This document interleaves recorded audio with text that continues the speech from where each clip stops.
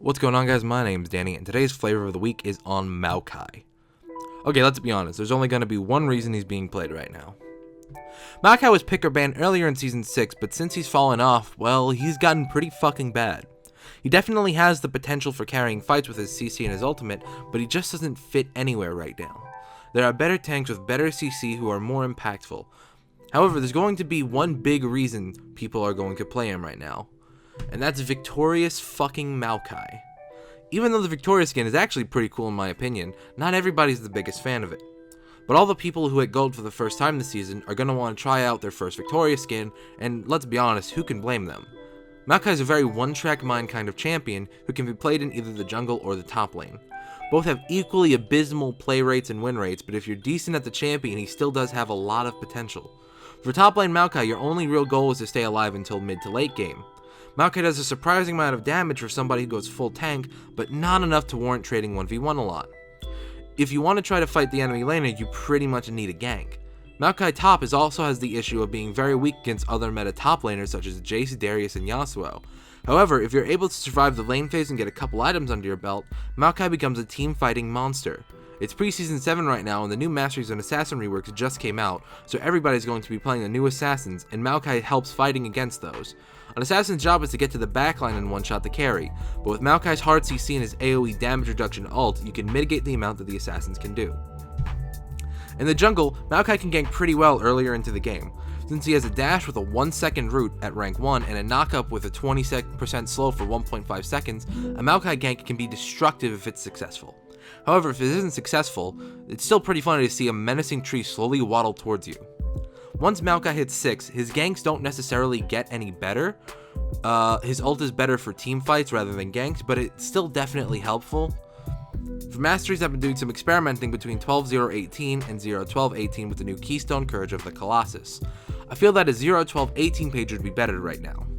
Most of the new Masteries that were introduced are pretty broken.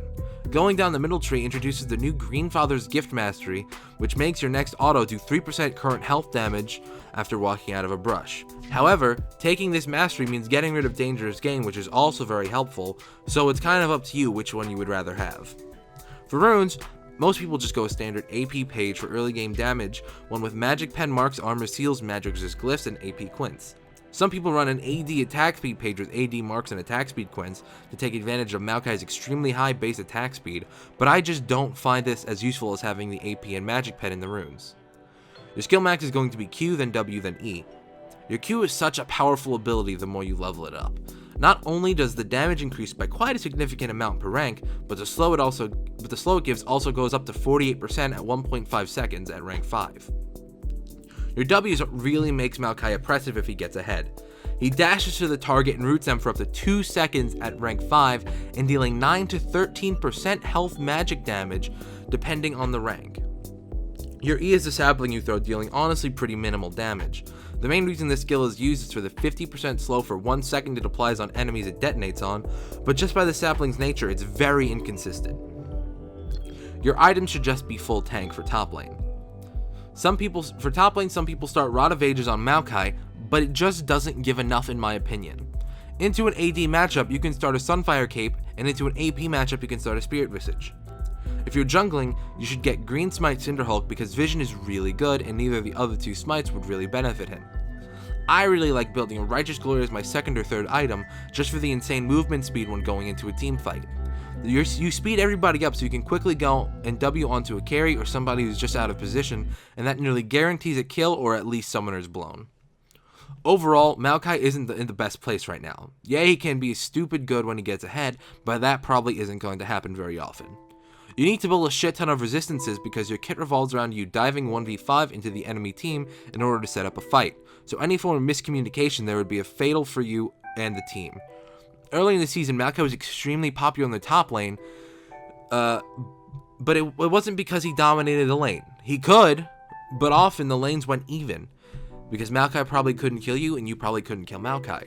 So if you're laning into Maokai as a carry, going even means you lose because Maokai is going to be more relevant in fights. If you were a tank, then going even with Maokai means he wins because he probably does what you do better. This was also around the time when Nautilus top was played a lot for the exact same reason.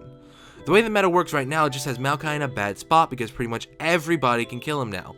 Jace is pretty much the best top laner right now, and he can destroy Maokai early with his range, and if Maokai misplays, Jace can seriously capitalize off of it and snowball hard. The same goes for champions like Gnar, who also played quite a bit right now. However, I am hopeful that this season will have Maokai back into a better spot, mainly with the introduction of Courage of the Colossus. The new Mastery provides Maokai lots of safety when he dives into the team, giving him a massive shield to keep him alive longer in these fights.